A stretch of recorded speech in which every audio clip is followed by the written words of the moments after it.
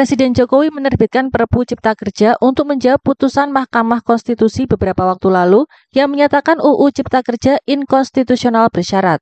Menteri Koordinator Bidang Perekonomian Airlangga Hartarto menyebutkan ancaman resesi global hingga stagflasi yang menghantui Indonesia menjadi alasan pemerintah menerbitkan Perpu tersebut.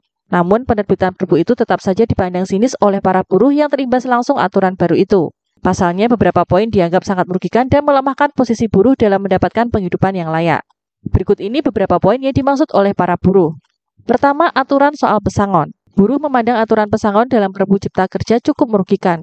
Pasalnya, kompensasi pesangon dan uang penghargaan masa kerja yang diterima buruh korban PHK berkurang dibandingkan aturan lama. Sebagai pembanding, dalam UU Ketenagakerjaan, besaran uang pesangon yang diterima oleh buruh korban PHK paling banyak dibatasi 10 bulan gaji. Selain pesangon, korban PHK itu juga mendapatkan uang penggantian hak seperti cuti tahunan yang belum diambil atau belum gugur, biaya ongkos pulang kerja, penggantian perumahan serta pengobatan yang ditetapkan 15% dari uang pesangon. Sementara kalau dalam Perpu, pesangon dibatasi maksimal hanya 9 bulan gaji. Yang kedua, sistem upah. Buruh memandang sistem upah yang berlaku dalam Perpu Cipta Kerja merugikan.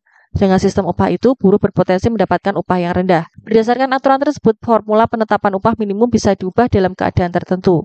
Seperti bunyi pasal 88F Perpu Cipta Kerja, dalam keadaan tertentu pemerintah dapat menetapkan formula penghitungan upah minimum yang berbeda dengan formula penghitungan upah minimum sebagaimana dimaksud dalam pasal 88 ayat 2. Berdasarkan ketentuan pasal 88D Perpu tersebut, upah minimum dihitung dengan menggunakan formula penghitungan upah minimum yang mempertimbangkan variabel pertumbuhan ekonomi, inflasi, dan indeks tertentu. Hal itu berbeda jika dibandingkan dengan UU Ketenagakerjaan. UMP dihitung dengan turut memperhitungkan komponen kebutuhan hidup layak atau KHL. Yang ketiga, aturan PHK. Aturan PHK dalam Perpu Cipta Kerja juga berpotensi merugikan buruh. Pasalnya, aturan itu memberikan kemudahan kepada perusahaan melakukan PHK, termasuk hilangnya ketentuan jika PHK harus melalui penetapan pengadilan. Yang keempat, sistem pekerjaan alih daya. Perpu Cipta Kerja tidak mengatur batasan jenis pekerjaan alih daya atau outsourcing, sama seperti Omnibus Law sebelumnya. Ketentuan soal pekerjaan yang dapat dialihdayakan diatur dalam pasal 64 Perpu ayat 1 yang berbunyi perusahaan dapat menyerahkan sebagian pelaksanaan pekerjaan kepada perusahaan lainnya melalui perjanjian alih daya yang dibuat secara tertulis. Pada ayat 3 pasal 64 menyebutkan ketentuan lebih lanjut mengenai penetapan sebagian pelaksanaan pekerjaan akan diatur dalam peraturan pemerintah. Aturan ini berbeda dengan UU Nomor 13 Tahun 2003 tentang Ketenagakerjaan yang berlaku sebelum Perpu maupun UU Omnibus Law. Batasan pekerjaan outsourcing diikat produk hukum setingkat UU bukan PP. Yang kelima, tenaga kerja asing.